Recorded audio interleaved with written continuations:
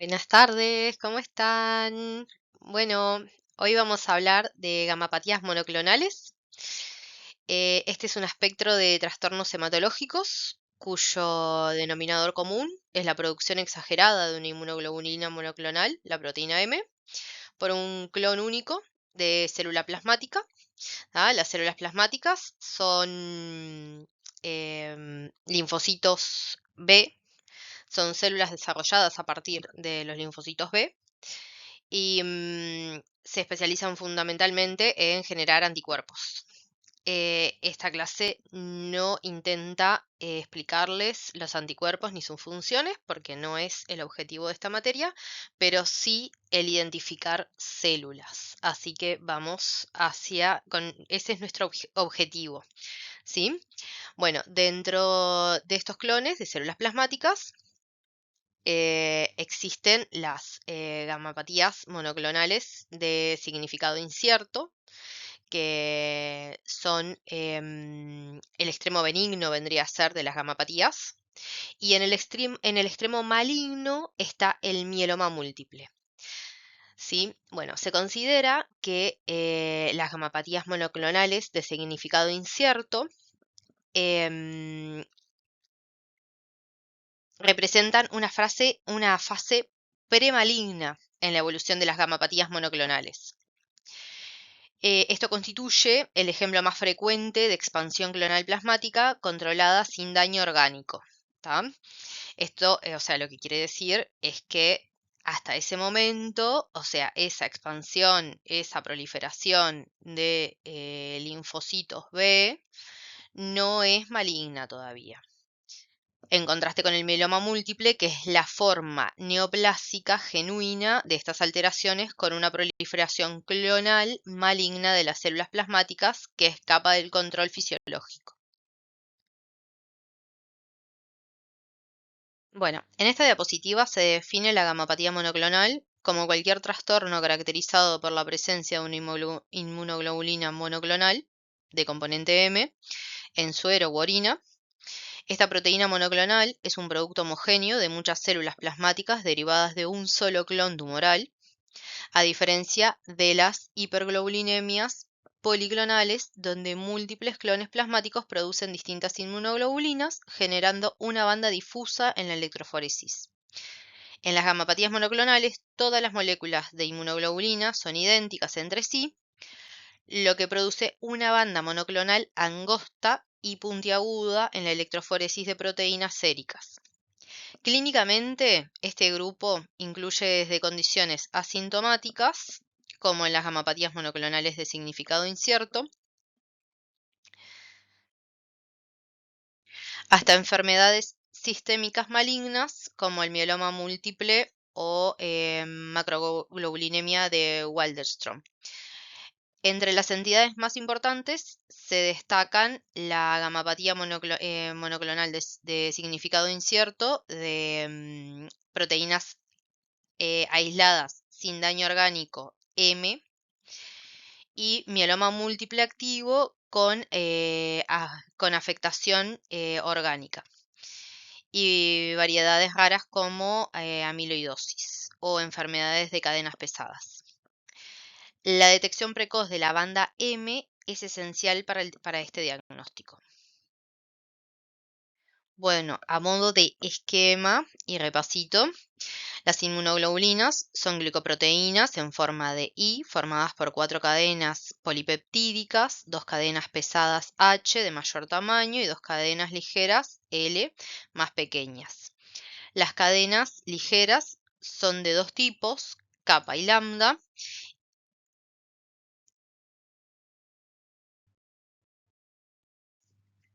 y siempre las dos cadenas ligeras de una misma inmunoglobulina son idénticas entre sí. Cada molécula de inmunoglobulina se puede dividir en fragmentos Fab, antígeno Birding, y FC, cristalizable, por enzimas como la papaína. El fragmento Fab contiene la región variable que reconoce el antígeno, y el FC contiene la porción constante que define la clase de inmunoglobulina, por ejemplo, IgG, IgA, IgM, IgD o IgE, y determina funciones efectoras, activación o complemento, fijación a receptores de Fc, de células inmunes, etc. La estructura básica de dos cadenas H y 2L y la existencia de dominios variables y constantes es fundamental para el reconocimiento antígeno y funciones biológicas de los anticuerpos. Bueno, las gamapatías monoclonales se detectan principalmente mediante electroforesis de proteínas séricas, proteinograma electroforético, y la inmunofijación de inmunoglobulinas. En la electroforesis de proteínas séricas, la presencia de un clon plasmático maligno se visualiza como una banda monoclonal afilada, o sea, una punta, y principalmente en los sectores de gamma o beta 2. Así aparece como otro pico más. Y en el densitograma se observa una curva muy puntiaguda también y de base estrecha. ¿Tá?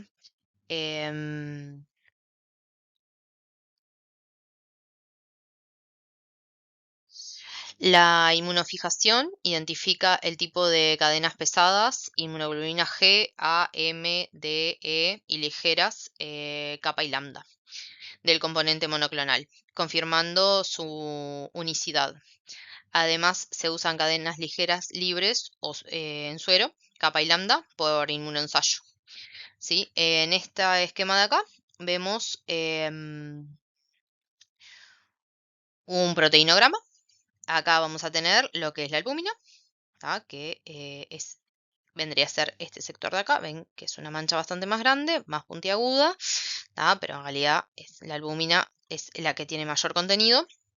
O sea que esto estaría normal. Tenemos a alfa 1, alfa 2, beta y gamma, que en este proteinograma no generan ninguna alteración, están todas chatitas, no hay ninguna que esté generando ningún pico. Bueno, hiperglobulinemia policlonal versus monoclonal. Esta diapositiva compara las hiperglobulinemias policlonales, regiones inmunológicas fisiológicas, con las monoclonales patológicas.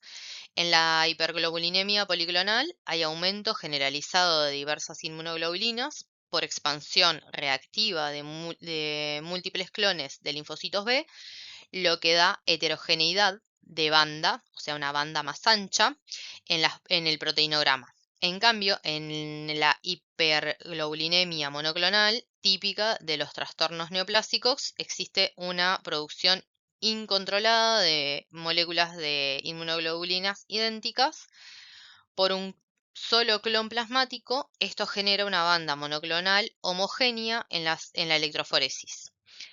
En los policlonales, la albúmina suele aumentar proporcionalmente, manteniéndose la relación albúmina-globulinas. En las monoclonales ocurre disociación albúmina-proteína por aumento desproporcionado de las inmunoglobulinas monoclonales. Este contraste espectrométrico, banda estrecha, alta versus trazo difuso, es clave para identificar gamapatías monoclonales.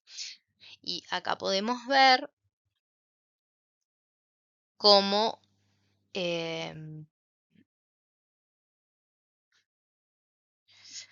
esta que es patológica vemos cómo se genera un pico en B y una expansión de la base y cómo se mantiene la albúmina y no se ve tan marcada como en esta que es normal.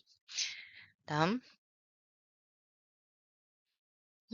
En esta diapositiva vamos a hacer un comparativo entre gamapatías monoclonales de significado incierto y mieloma múltiple.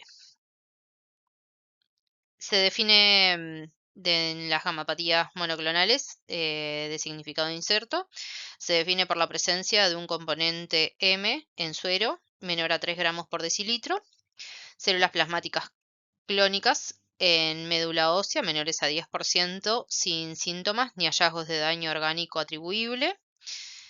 Ausencia de criterios CRAB, que estos criterios tienen referencia con las afecciones renales, óseas y anemias, o sea, sin afección renal, ósea ni anemia secundarias a las paraproteínas. Las gamapatías monoclonales de significado incierto, en la forma clonal más frecuente de células plasmáticas se da de 1 a 5% en pacientes mayores de 50 años y 10% en mayores de 80 años. Su evolución a mieloma maligno es de una tasa baja, de 0,5 a 1% anual, siempre y cuando se mantengan los criterios de riesgo. Su progresión aumenta según factores como el nivel inicial de la M, inicial de la inmunoglobulina M, y la relación de cadenas ligeras y tipos asociados de otras IgA pueden ser biclonales, ¿sí? Pueden estar asociadas en realidad a otras inmunoglobulinas. Su manejo es de vigilancia periódica, por ejemplo, de 6 a 12 meses, buscando cambios en componentes monoclonales o en aparición de signos clínicos. Y,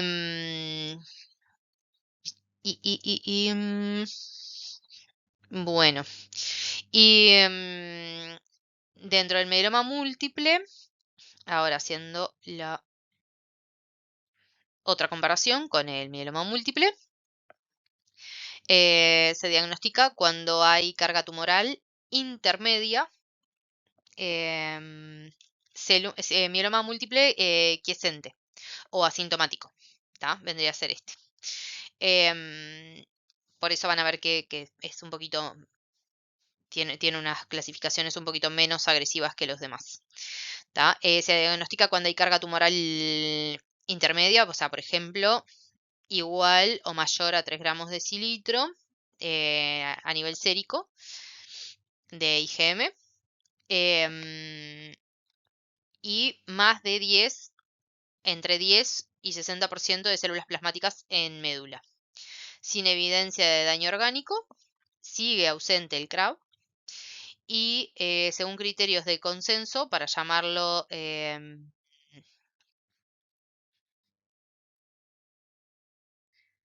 lo que decíamos de ausencia de síntomas definitorios de mieloma, y ya cuando pasa a un mieloma múltiple latente, es esencialmente un estado de alto riesgo de progresión, que se estima que un 10% anual que hay de progresión de mielomas activos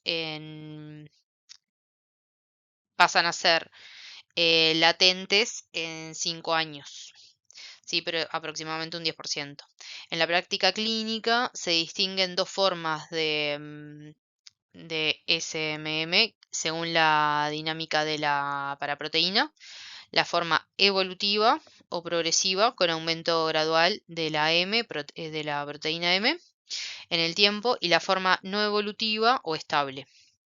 La forma evolutiva suele corresponder a pacientes que previamente fueron pacientes diagnosticados con gamapatías monoclonales de significado incierto y con IgA frecuente. Progresa más rápido a mieloma múltiple.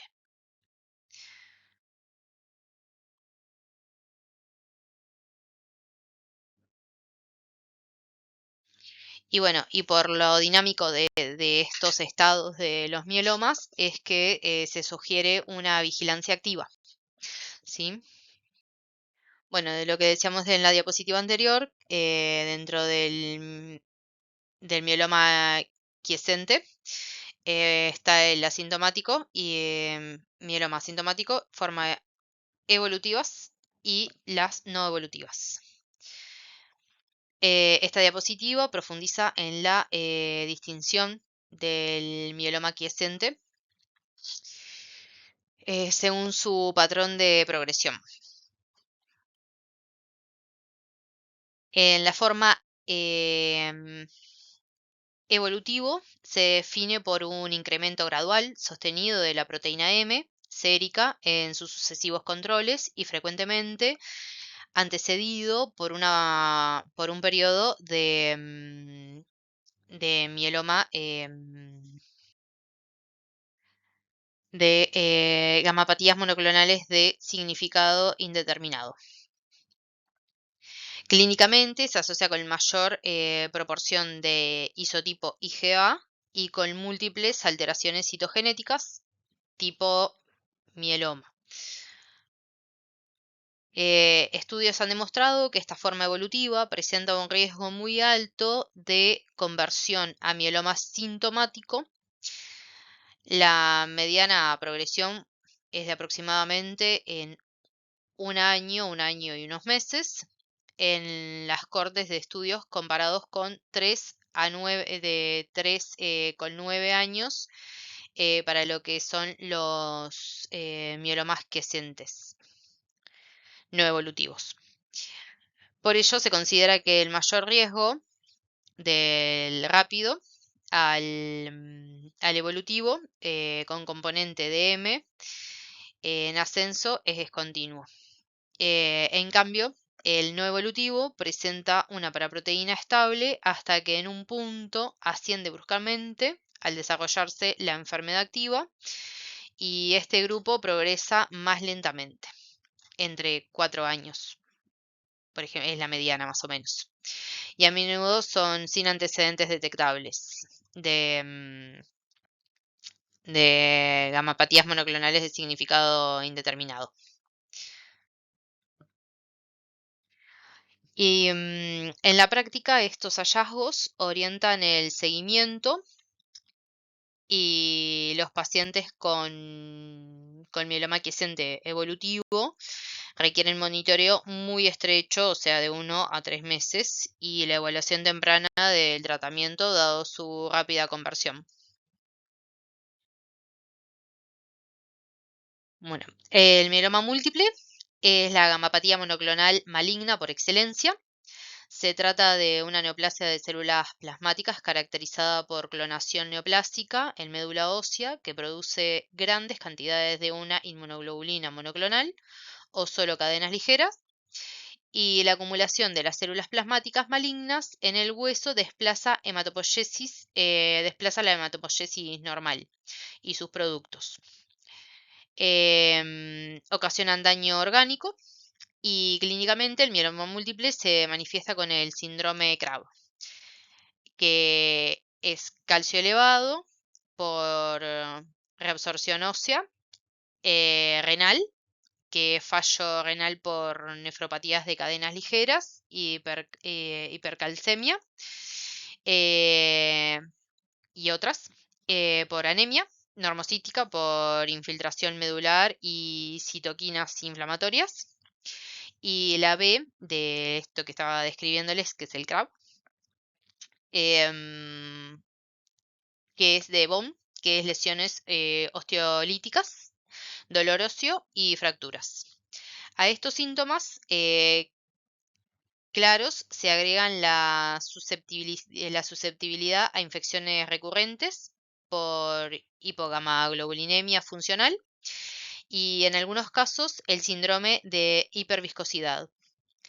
En esencia, el mieloma es una enfermedad sistémica con síntomas derivados del gasto clonal y la superproducción de proteínas monoclonales.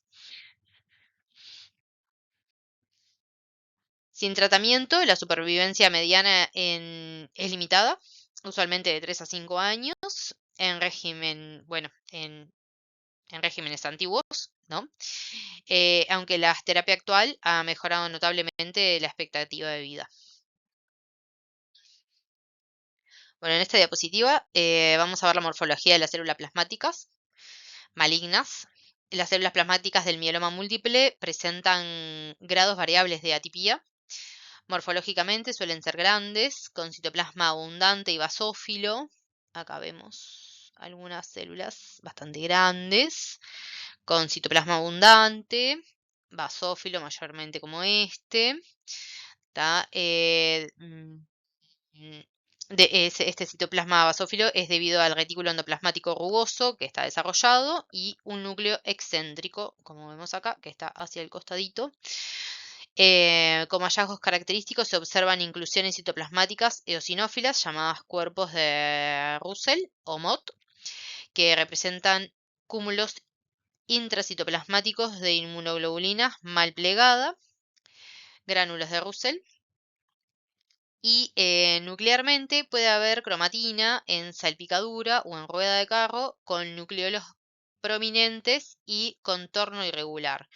Eso vendría a ser adentro del núcleo, como se ven como la cromatina hace como unos rayitos haciendo parecer al núcleo como una rueda de carro. Em, Estas alteraciones reflejan la alta actividad biosintética de las células malignas y la desregulación del ciclo celular. En resumen, los plasmocitos del mieloma múltiple típicamente muestran mayor pleomorfismo, relación núcleo-citoplasma alterada y hallazgo de celularidad inmadura, núcleos prominentes, comparado con plasmocitos normales benignos. Bueno, en el inmunofenotipo versus el microambiente medular, vemos que el inmunofenotipo de las células plasmáticas normales versus las malignas difieren notablemente. Las células plasmáticas neoplásicas típicamente expresan marcadores de maduración plasmocitaria como CD38 y CD138. Mientras que pierden antígenos de linfocitos, mientras que pierden antígenos de linfocitos B precoces como CD19 y pueden aberrantemente expresar CD56. En conjunto, el perfil típico del mieloma múltiple es CD19,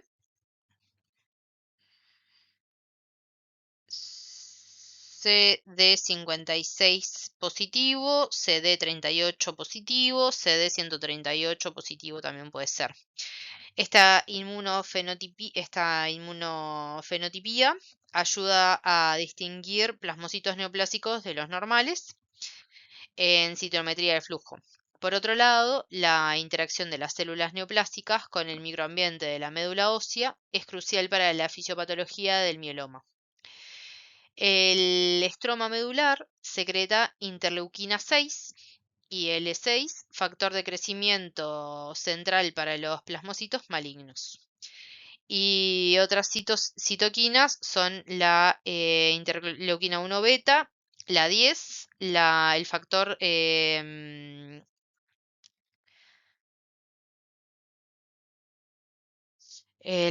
necrosis tumoral alfa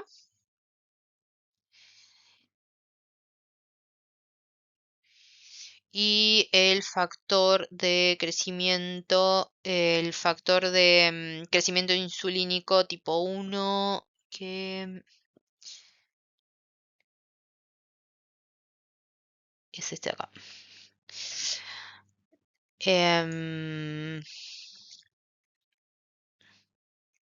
Que son los que promueven la supervivencia, proliferación y resistencia a la apoptosis de las células del mieloma.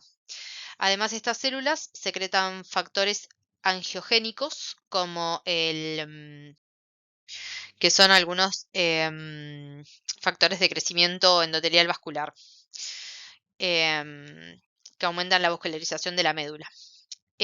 Una angiogénesis elevada ha sido asociada con el peor pronóstico del mieloma múltiple. De hecho, el grado de densidad vascular en la médula se correlaciona inversamente con la supervivencia. En resumen, el microambiente hospedero, estenosis medular, facilita el crecimiento tumoral, mientras que las anomalías citogenéticas de las células malignas determinan la biología agresiva de cada caso.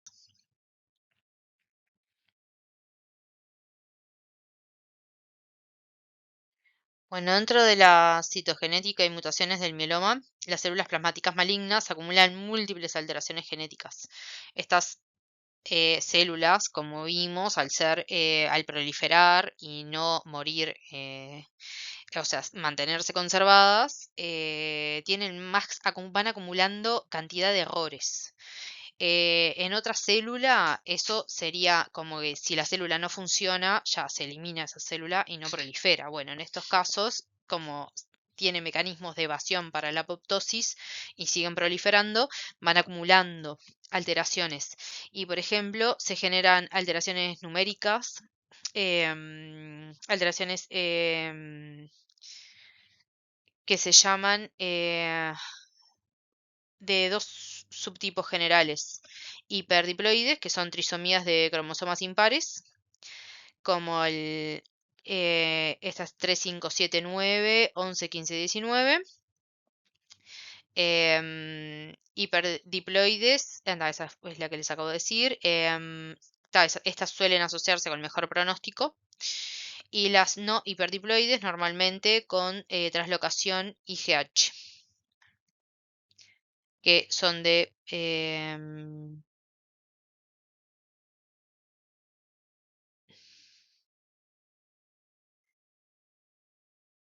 peor pronóstico.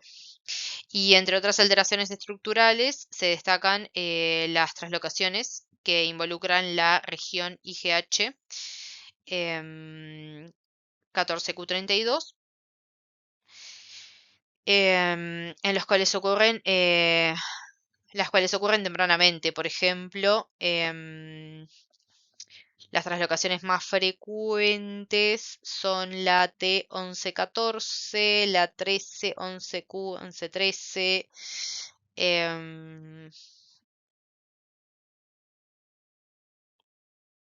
que es... A ver qué más. Mm, mm, mm. La 1113. Bueno, estos están...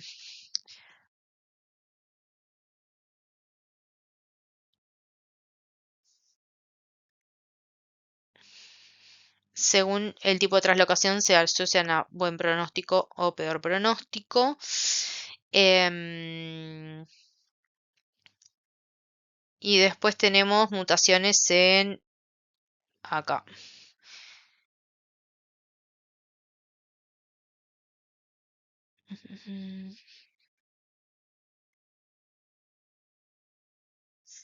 Lo otro que se suele presentar son metilaciones epigenéticas de genes supresores, como P15, P16, en conjunto con la carga citogenética y moléculas que determinan el riesgo biológico.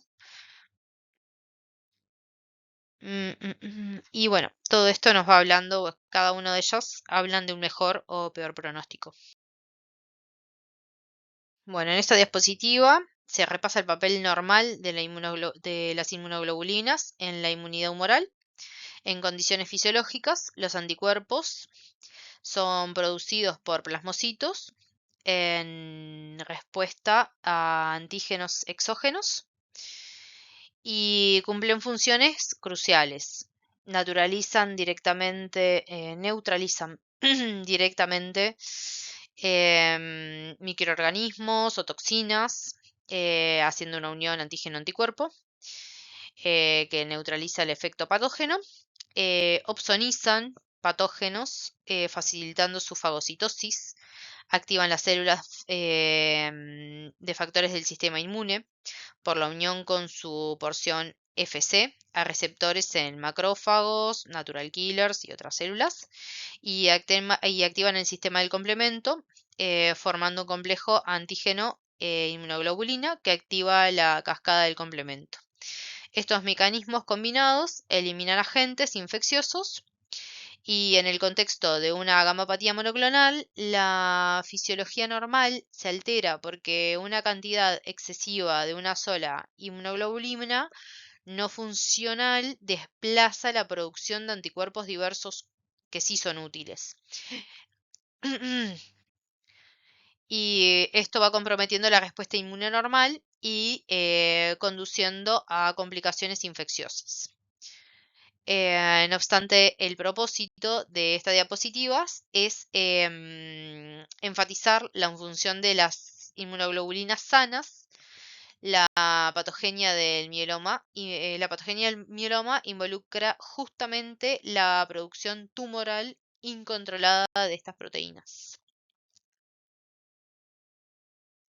Bueno, como les decía hoy, dentro de la clínica tenemos ciertos aspectos a evaluar que nos van definiendo la sintomatología.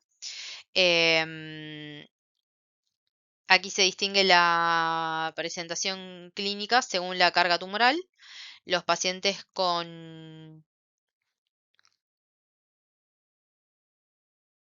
gamapatía monoclonal de significado incierto suelen cursar asintomáticos.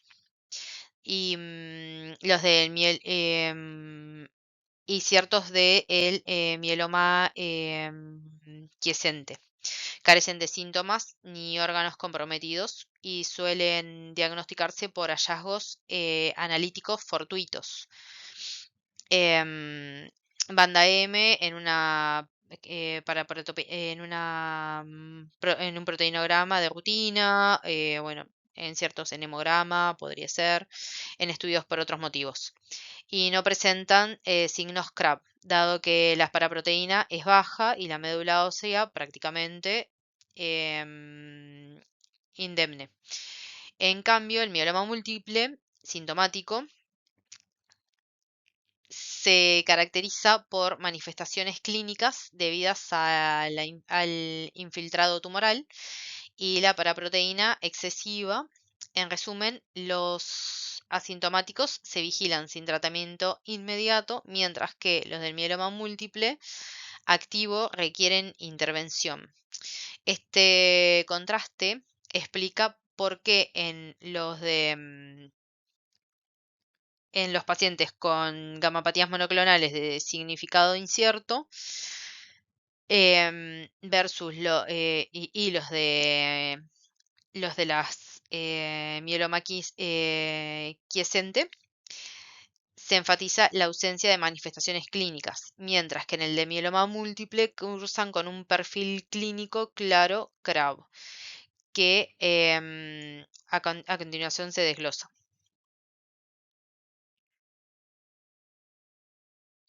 Bueno, dentro de este esquema CRAB que usan como sintomatología está la hipercalcemia, ¿tá? Que es la C del CRAB. Em, la hipercalcemia es uno de los hallazgos más frecuentes en el mieloma múltiple. Se debe a la resorción ósea masiva mediada por factores osteoclastogénicos liberados por los plasmocitos malignos y claramente provocan una variedad de síntomas sistémicos a nivel neurológico, dolores de cabeza, alteraciones del estado mental, depresión, letargia, confusión e incluso coma si es severa. Gastrointestinal, provocan náuseas, vómitos, dolor abdominal, estreñimiento, pseudoobstrucción. A nivel renal podrían una poliuria por efecto diurético del calcio, deshidratación, diabetes insípida nefrogénica y litiasis renal. Dentro de lo cardíaco podrían provocar arritmias, cambios en el electrocardiograma, músculo esquelético, podrían provocar en lo musculoesquelético debilidad muscular generalizada. En suma, la hipercalcemia produce manifestaciones multisistémicas y se considera una urgencia médica. En el criterio diagnóstico de hipercalcemia en el mieloma múltiple el calcio total está por encima de 11 miligramos de decilitro. Mm,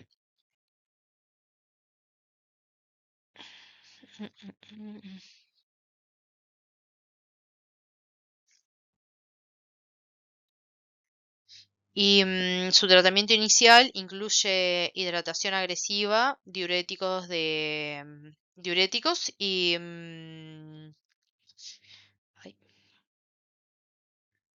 y se debe monitorear la PTH, la cual está suprimida por la retroalimentación negativa del calcio alto.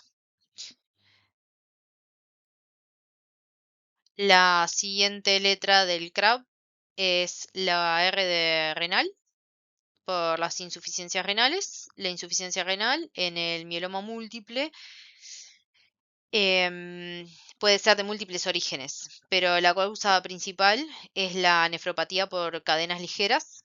En este proceso, las cadenas ligeras monoclonales, principalmente kappa lambda, son filtradas en los túbulos renales, precipitan y forman obstrucciones. Además de producir daños directos de las células tubulares, esto conduce a falla renal aguda o crónica según la duración.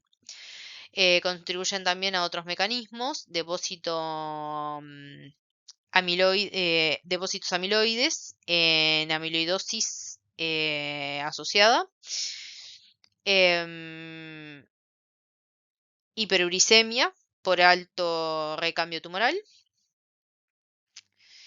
hipercalcemia em, y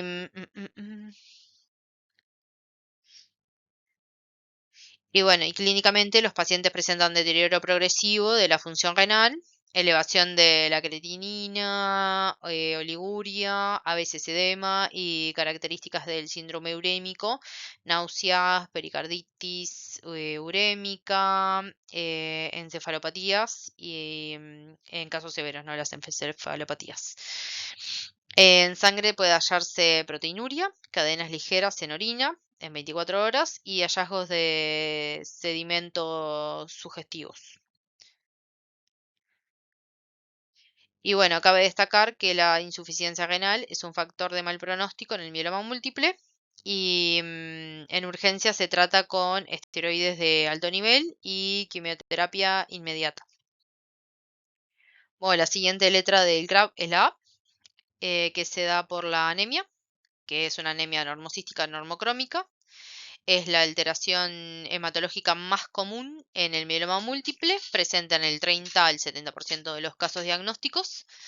Se debe principalmente a la infiltración medular por plasmocitos que reemplazan la hematopoiesis normal y también a la acción de citoquinas inflamatorias como la interleuquina 6 o el factor de necrosis tumoral alfa, que inhiben la eritropoyesis. Además, la falla renal asociada causa baja producción de eritropoyetina. Clínicamente, el paciente se queja de astenia, fatiga, disnea de esfuerzo, palpitaciones y piel pálida. En el frotis sanguíneo periférico, a menudo aparece el fenómeno de Rouleaux, eritrocitos en rollo de monedas, y debido a la alta concentración de proteínas, que esto es debido a la alta concentración de proteínas plasmáticas. La elevación de la velocidad de sedimentación suele ser entre 80 y 100 milímetros por hora, o sea que se genera un aumento en esta, que es por el aumento de las proteínas. Y la lesión ósea líticas también son el síntoma más frecuente y doloroso del mieloma múltiple. Los plasmocitos malignos secretan factores osteoclastogénicos por la interleuquina 6 y otros tipos de interleuquinas que estimulan los osteoclastos e inhiben osteoblastos, llegando a formación de lesiones líticas punteadas. Y clínicamente aparecen dolor óseo intensos localizados en espalda, costillas, cráneo, que empeoran con la presión y ocurre la osteoporosis difusa.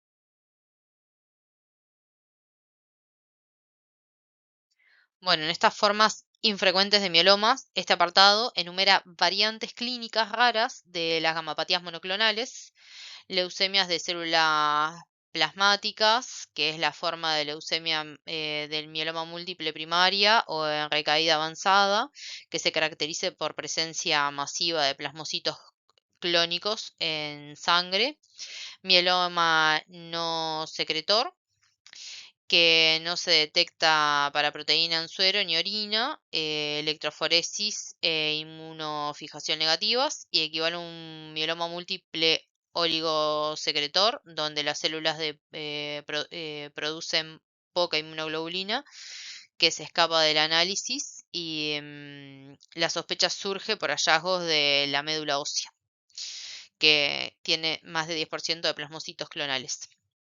Mieloma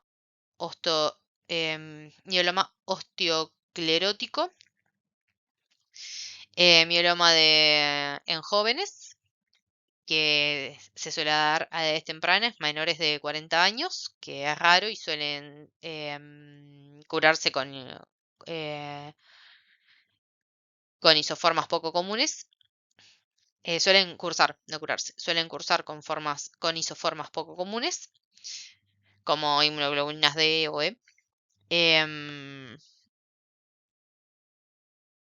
y bueno,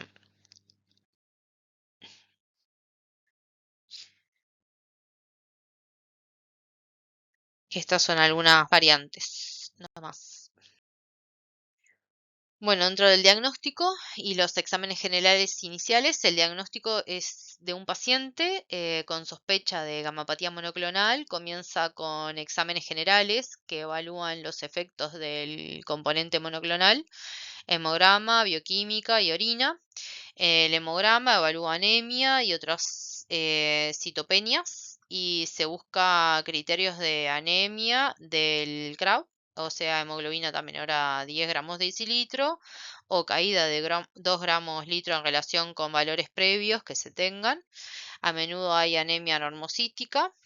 Y bueno, y en lámina, como les dije, podríamos ver en los eritrocitos fenómeno de Rouleaux en pila de moneda. La velocidad de eritrosedimentación aumentada. El perfil bioquímico puede tener proteínas totales aumentadas también.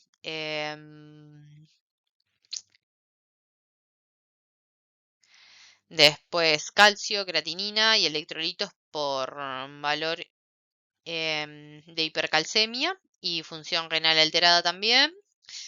Orina de 24 horas, podría tener cuantificación de proteínas totales y cadenas ligeras de Benson-Jones, que puede haber proteinuria con cadenas ligeras, fenómeno de gamapatías monoclonales. En la práctica, los hallazgos claves en laboratorio incluyen la anemia, los leucocitos y las plaquetas, usualmente normal o levemente disminuida, la trombocitopenia es tardía. Fenómeno de Rouleaux, la BC elevada, proteínas totales que están aumentadas. Otros datos bioquímicos, se solicita creatinina y nitrógeno ureico por la importancia de la función renal. Puede haber un aumento del LDH, beta 2 microglobulina, que son marcadores pronósticos. Y si bien estos parámetros no definen el diagnóstico, orientan sobre la gravedad de la enfermedad y la presencia de complicaciones. En el hallazgo clave de la hipercalcemia asociada, se mide el calcio iónico o corregido, considerándose patológico mayor a 11 miligramos decilitro. Para confirmar su origen, se determina la PTH, la paratormona. Y en hipercalcemia maligna, típicamente la PTH está suprimida. Tiene un feedback negativo. Esto descarta causas primarias para tiroideas y apoya la hipercalcemia por destrucción ósea. El manejo de urgencia ya se detalló, pero se destaca que en el diagnóstico de un paciente con mieloma múltiple se interpreta el calcio junto con la albúmina y la PTH. Y el proteinograma electroforético es la prueba central. Detecta la presencia de la banda M en suero o en orina concentrada, proteinograma de Benson-Jones. La, la concordancia con la inmunofijación es obligatoria. Se realiza inmunofijación de cadenas pesadas y ligeras en suero y orina para identificar el isotipo monoclonal exacto, por ejemplo, IgG kappa, IgA lambda, cadenas ligeras solas. También se cuantifican las inmunoglobulinas séricas totales, IgG, IgA, IgM, para ver si hay hipergamaglobulinemia específica y se calcula la relación kappa-lambda libre en suero. Una relación alterada sugiere monoclonalidad oculta.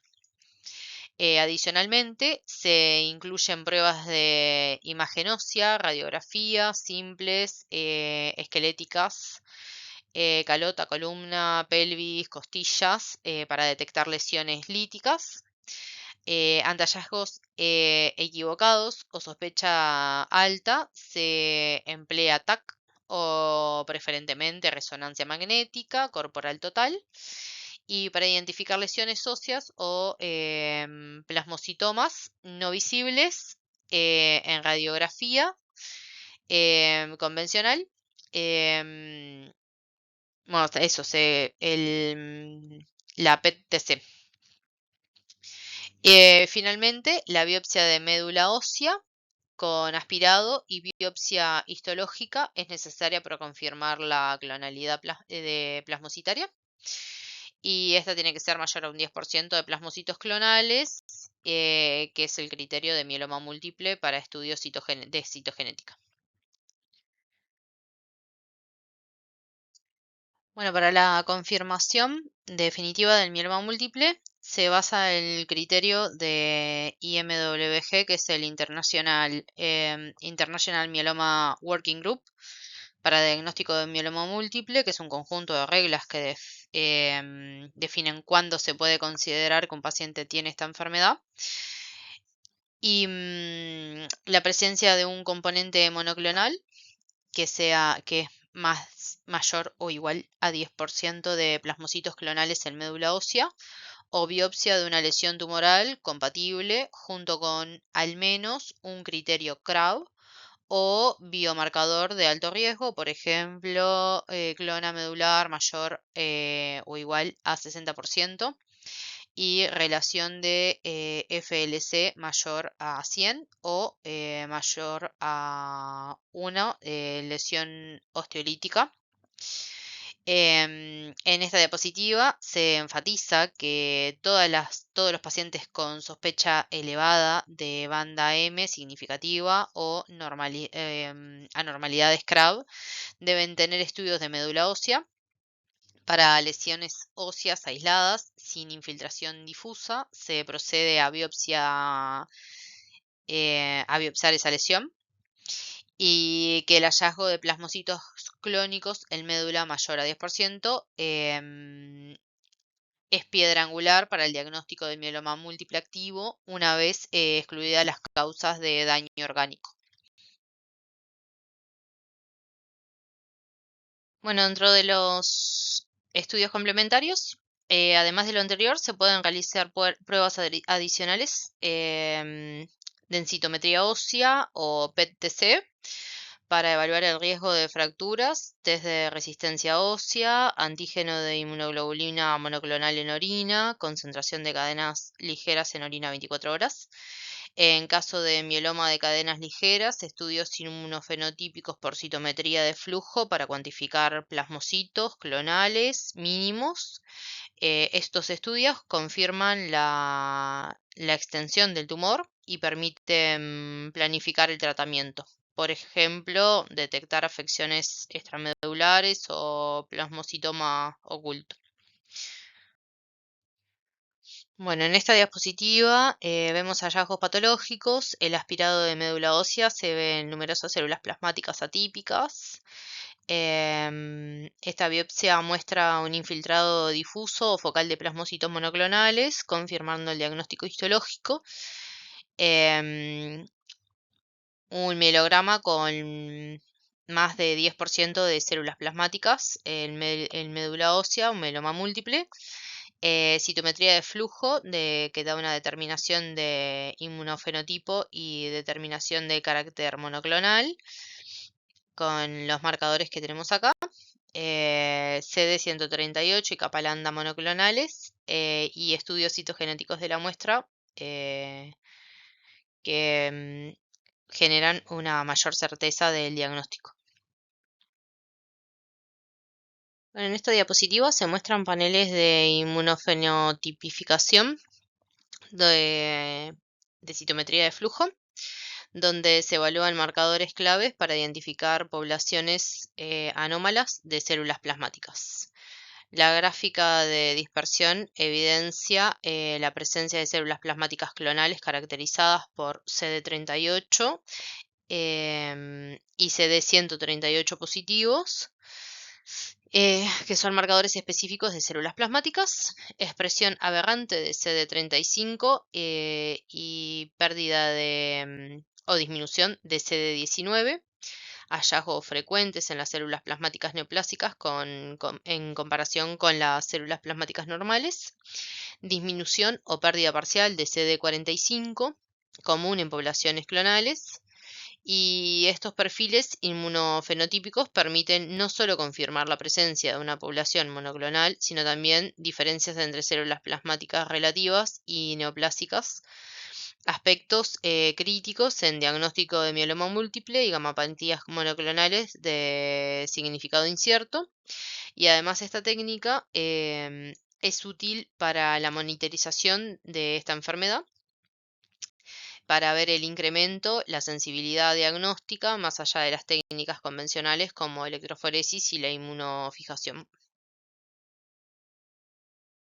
Bueno, el pronóstico de esta enfermedad, sin tratamiento, tiene un curso agresivo, provocando un deterioro progresivo en la calidad de vida del paciente. Las complicaciones asociadas como fracturas óseas, insuficiencia renal, anemia severa e infecciones recurrentes generan secuelas invalidantes, y la mortalidad en ausencia de tratamiento es elevada, con una sobrevida media inferior a 2 años, descartando la necesidad de una intervención precoz y sostenida. Y con tratamiento, especialmente con la incorporación de agentes inmunomoduladores, inhibidores de proteasoma y anticuerpos monoclonales, la sobrevida global ha mejorado notablemente, alcanzando cifras de 8 a 10 años en pacientes que responden favorablemente. Para la estratificación pronóstica en el laboratorio clínico son fundamentales los siguientes marcadores: la beta 2 microglobulina, beta, 2 microglobulina, LDH y la citogenética. La beta 2 microglobulina para marcadores indirectos de la masa tumoral y función renal, componentes esenciales del sistema de estratificación internacional. La lactato deshidrogenasa, LDH, su elevación se asocia a un comportamiento más agresivo de la enfermedad. Citogenética, alteraciones específicas como las alteraciones, las deleciones, las traslocaciones, se correlacionan con peor pronóstico. No obstante, el factor pronóstico más determinante es la sensibilidad de la clona, la clona mielomatosa, a los citostáticos. La respuesta temprana y profunda de tratamiento es el principal predictor de supervivencia prolongada. Además, el índice de proliferación tumoral permite afinar aún más el pronóstico. Cuando es bajo y la respuesta del tratamiento es rápida, se considera un buen pronóstico. En cambio, un índice alto con respuesta rápida puede indicar un curso clínico agresivo y una mayor probabilidad de recaída temprana. Así el rol del laboratorio clínico en el mieloma múltiple es crucial no solo en el diagnóstico, sino también en la monitorización y estratificación pronóstica, guiando de forma precisa las decisiones terapéuticas en un contexto multidisciplinario.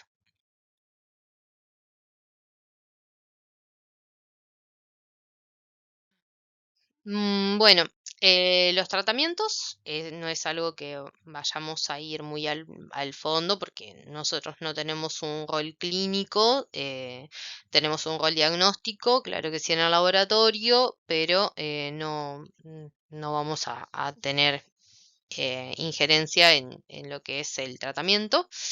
El tratamiento varía según el estado de las gamopatías.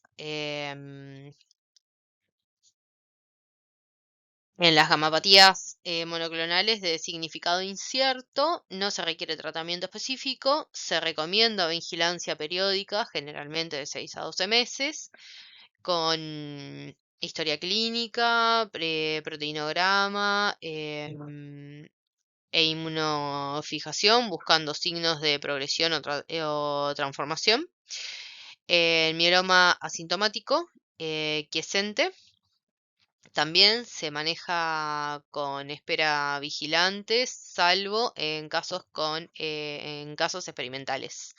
Los ensayos sugieren beneficios en ciertos tipos de mieloma quiescente, por ejemplo, en los de alto riesgo, pero actualmente la práctica es monitoreo estrecho hasta aparición de criterios CRAB o biomarcadores de enfermedad activa. Y en el mieloma múltiple sintomático, el tratamiento inicial depende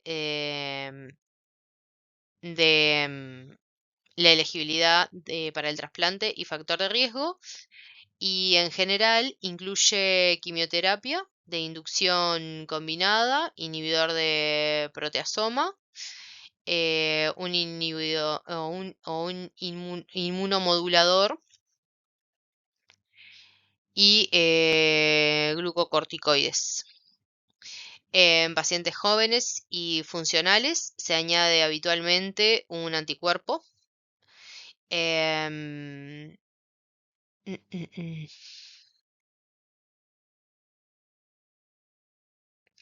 Y bueno, y el objetivo es lograr la mayor reducción tumoral posible en respuesta completa o casi completa para mejorar el pronóstico.